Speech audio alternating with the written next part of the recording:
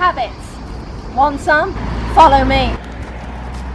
Hi everybody, welcome back to my channel, or if you are new, my name is Orlagh, and today we're going to talk about habits. What's a habit, you might wonder? Well, according to a very great quote I recently found that I'm going to read to you from my bright, obnoxiously yellow bullet journal. According to Will Durant, we are what we repeatedly do. Excellence then is not an act, but a habit. Don't know why I felt the need to show you my book again.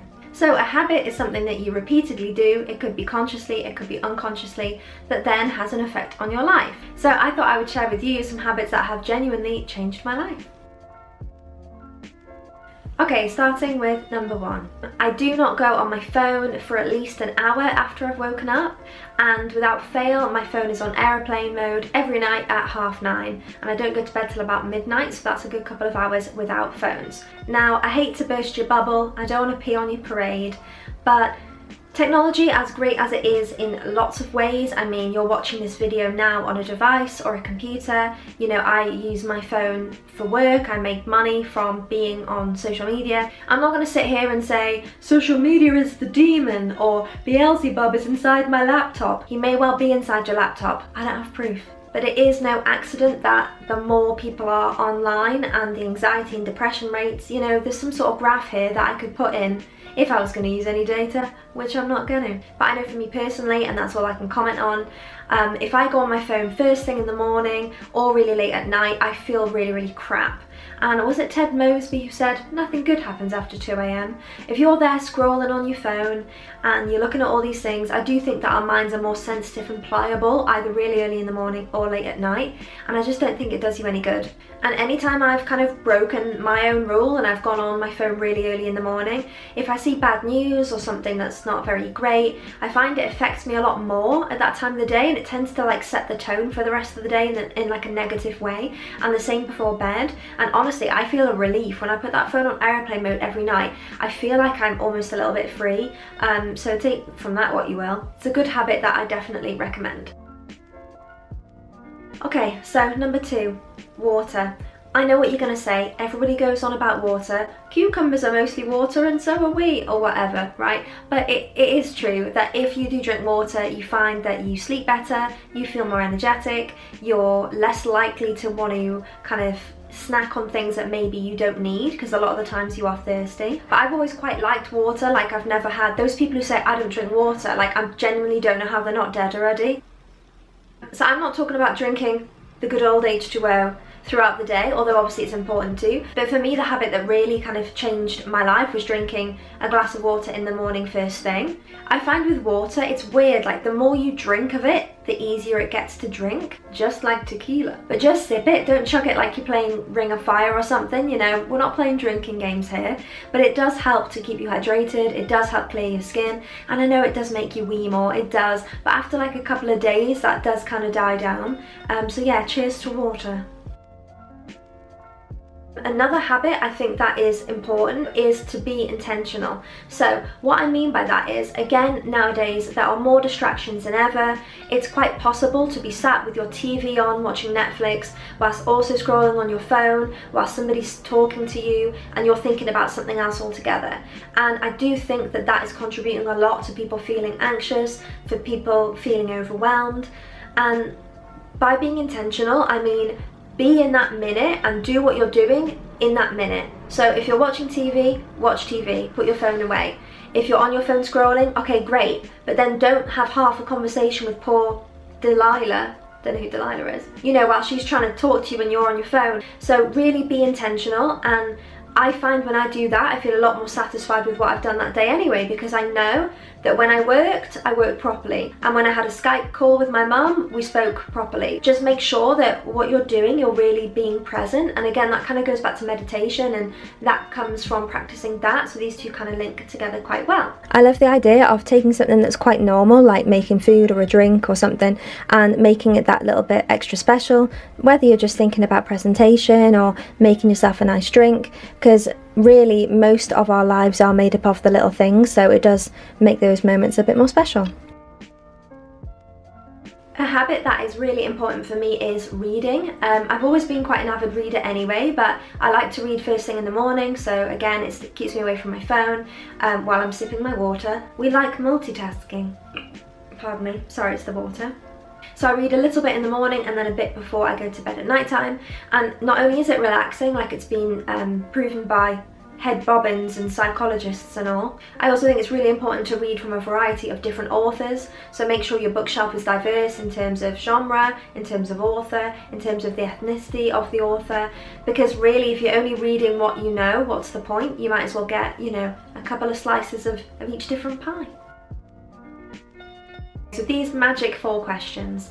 I like to ask myself these 4 questions before I make a decision, before I overreact or react to something. And those 4 questions are this: 1, am I tired? 2, am I hungry? 3, am I stressed? And 4, am I hormonal, during my period, ovulating, etc. So these questions are important because sometimes you might feel in that minute maybe a certain way emotionally, and maybe you'll react in a certain way because of the circumstances you're currently in.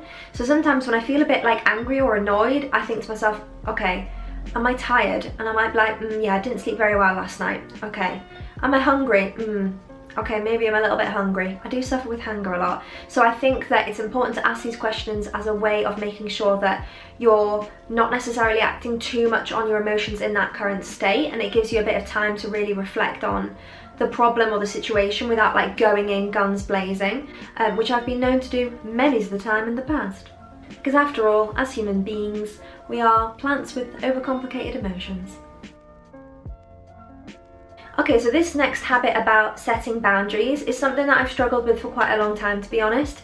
I'm that person at a party who, after like 10 minutes of being there, already know the most strongest person there's life history, their problems with their partner, their childhood trauma, you name it. I feel like people like to offload on me, and that's absolutely fine. Like, I'm naturally very empathetic and I'm caring and I ask a lot of questions when I'm talking to other people, so I tend to get people kind of not divulging their secrets, but like they will spill all of their stuff onto me, and to an extent I love to help. I mean, that's part of being a friend or a sister or a daughter, but there comes a time when you do need to set that boundary, like your little salt circle or like your little bubble, and go, do you know what, we've spoken enough about this now. It doesn't have to be a confrontational thing, it doesn't even have to be voiced, but just knowing that for your own kind of inner sanity and your own inner peace, like the line you're willing to go to.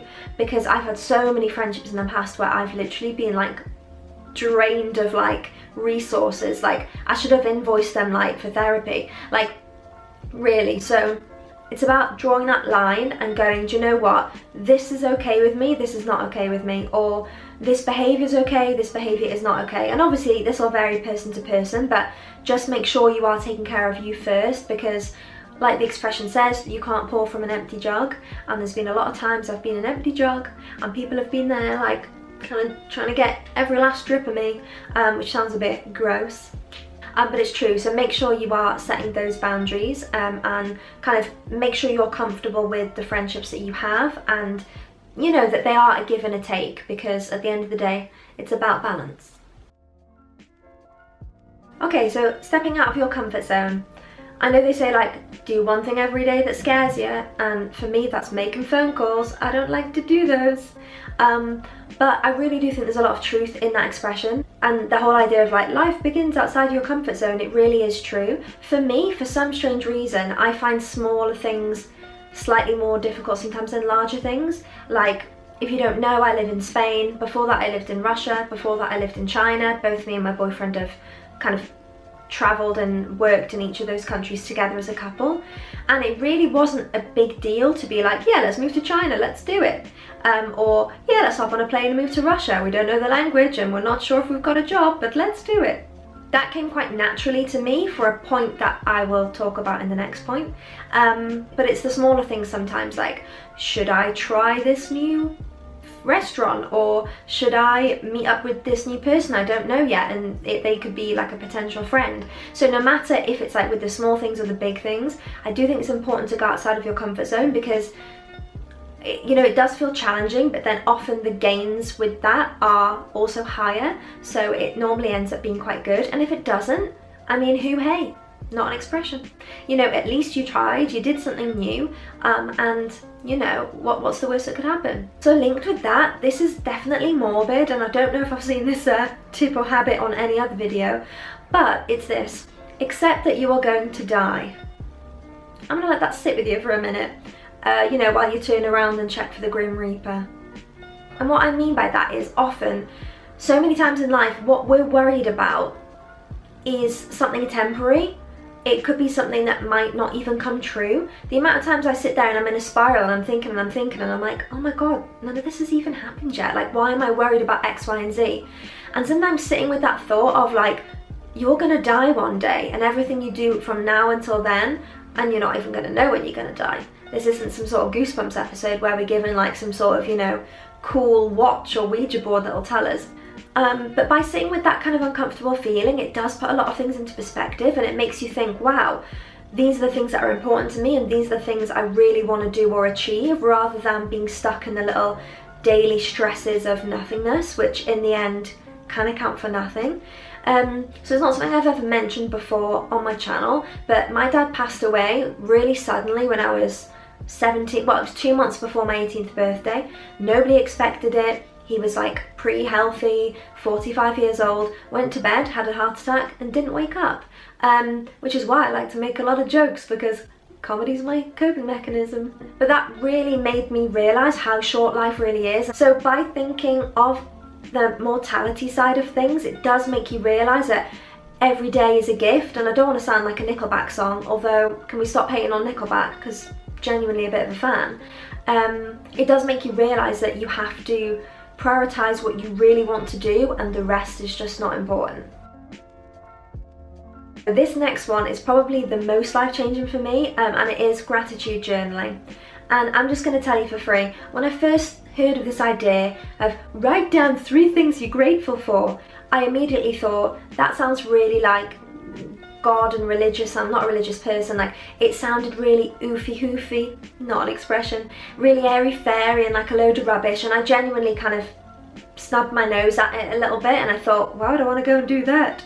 But I started the habit maybe 6 years ago now, and I've not missed a day. So it started for me when I read an article about this idea of like, write down 3 things. And I was sitting there and I thought to myself, wow, what would I say if I had to write down 3 things now?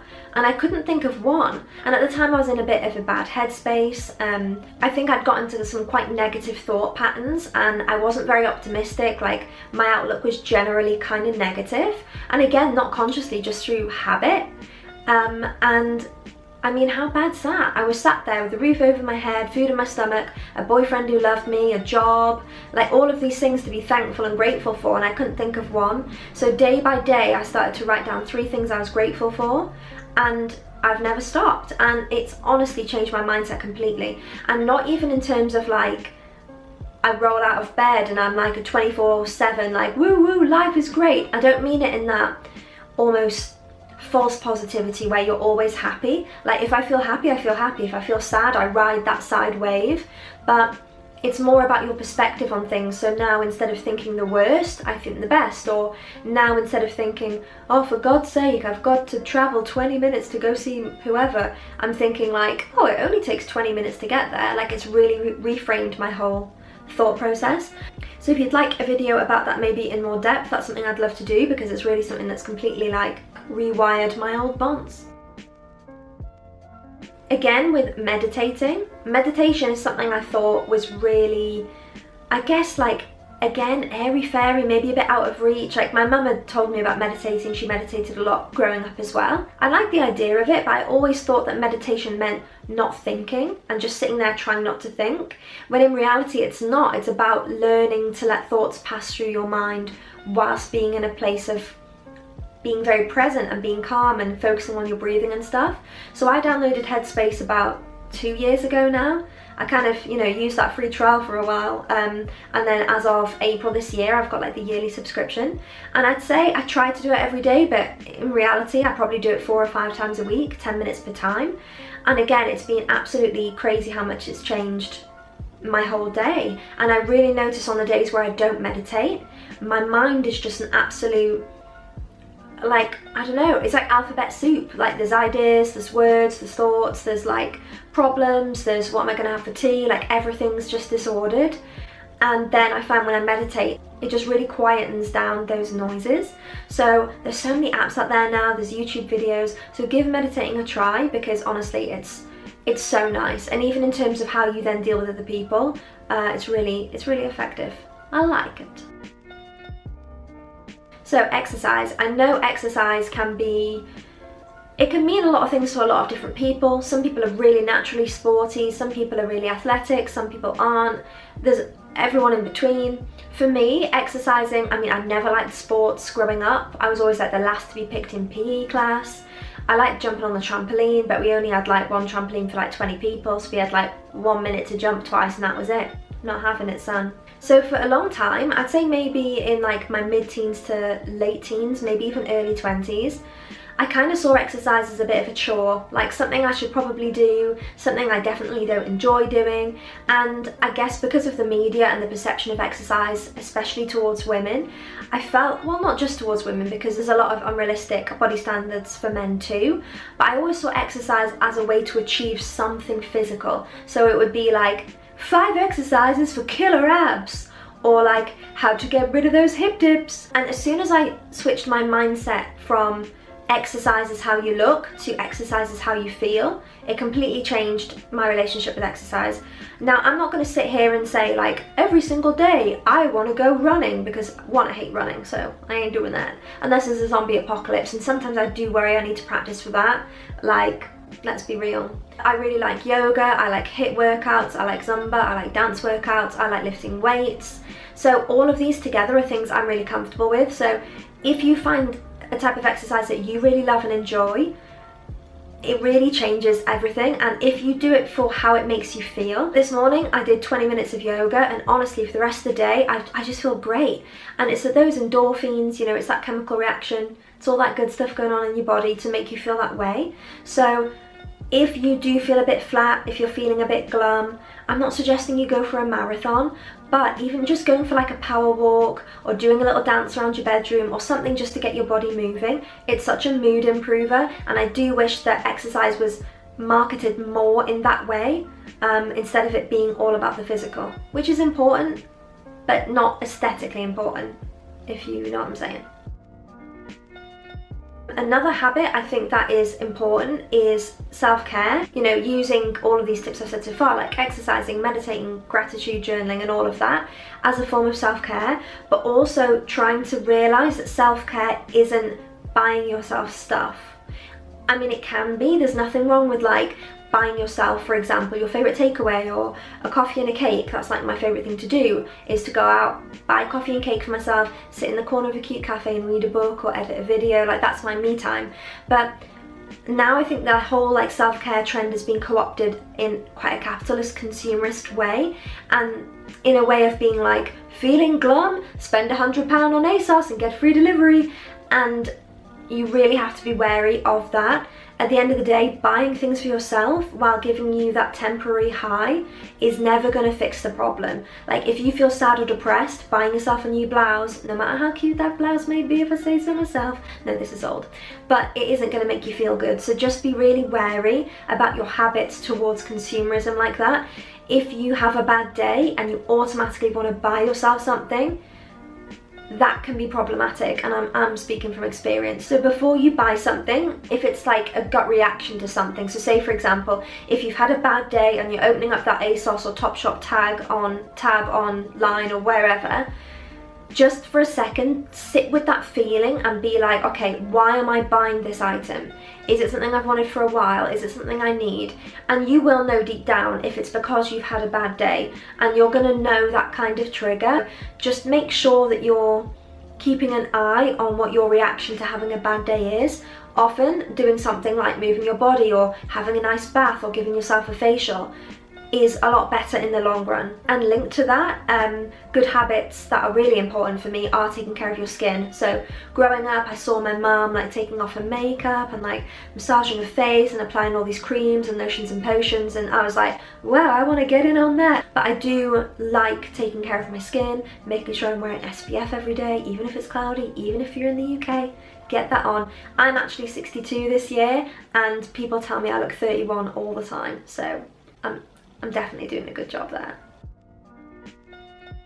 I love a list. To-do lists are my favourite thing ever. For me personally, I like writing it the night before because I feel like I go to bed then with a clean slate. Like, I know what I'm doing the next day, I know what needs to be done, and I'm not sitting there in bed going, oh, must call Sharon. Do you know what I mean? But I'm talking about achievable to-do lists, and to-do lists that are broken down properly. So there's nothing worse than writing something really, really big on a to-do list. Imagine with this, if I write down edit video on a to-do list, I probably won't be able to edit that whole video in that one day because I have other commitments, and you know, these things take time. But if you write down, sort through footage, pick out thumbnail, edit thumbnail, find good music, etc, etc. If you break that down into the smaller tasks, the satisfaction you get from ticking off each of those individual ones is much better than looking at your to-do list and going, oh, I failed because I didn't tick off a massive task that was unachievable anyway. So make sure you're setting yourself achievable goals instead of these big unattainable ones. Okay, so we're nearing the end. This habit is a recent habit that me and my boyfriend have both formed, and it's cleaning for 10 minutes every day. Instead of having like a once a week, or let's be honest, once every 2 weeks, or big clean of our flat, we are doing 10 minutes every single day, and so far so good. We've really stuck to it quite well. I'm naturally a very tidy person. I'm naturally very organised. Sorry, I said that just as I looked at my coffee table, and there is a lot of stuff on there, but normally. But I am filming a video, so I'll move that later. But in general, I'm naturally a very tidy person. I like to be organised. Everything has its own little space. But I don't think like cleaning things comes naturally to me. I mean, we can't be good at everything. You know, I'm not sitting there going, I need to dust the skirting boards. So the idea of like doing a big clean for me is quite overwhelming. So by setting aside 10 minutes per day that I actually schedule into my bullet journal, so whether that's saying, okay, wipe down all the surfaces in the lounge, or clean the oven, anything that's going to take 10 minutes, I find it makes it so much more manageable. And again, going back to the to-do list, it's about having those manageable chunks rather than having something really big and overwhelming. And the funny thing is really, if you say to yourself only 10 minutes cleaning, if you start something that's going to take 12 or 15 minutes, you always end up finishing it anyway. So finally, my last tip, and where I'm going to wrap up this video, this one is really important, and it's making the habit of talking to yourself how you would talk to your best friend or your mum or your sister or whoever. I think so often we really are our own worst critics, and you know, you might wake up and look in the mirror and think, oh, I look like crap today, or I'm tired, or oh, I didn't do all of the things on my to-do list today, why am I so lazy or unproductive, and blah blah blah blah blah blah. If you stop in that second and think to yourself, right, would I say that? If my sister called me now and said, I've done nothing today, would you turn around to her and go, you're so lazy? I mean, I hope you wouldn't. You know, relationships come and go, but really you are the only person you're ever gonna have from the day you're born until the day you die. And if your relationship with yourself isn't good, then that leads to so many other problems in so many other sections of your life. So, you know, give yourself a hug. If you've had a bad day, you know, give yourself a little cuddle. Just make sure you're speaking to yourself kindly. So I hope some of these habits are going to be helpful for you. Let me know which ones you kind of resonated with down below. Let me know if you have any habits that are bad that you want to break, or any habits that you want to try and adopt. And yeah, we can have a nice chat in the comments down below. If you're not already subscribed, I'd love if you gave me a little press of the button. I hope to see you again around these parts soon, and take care. Bye.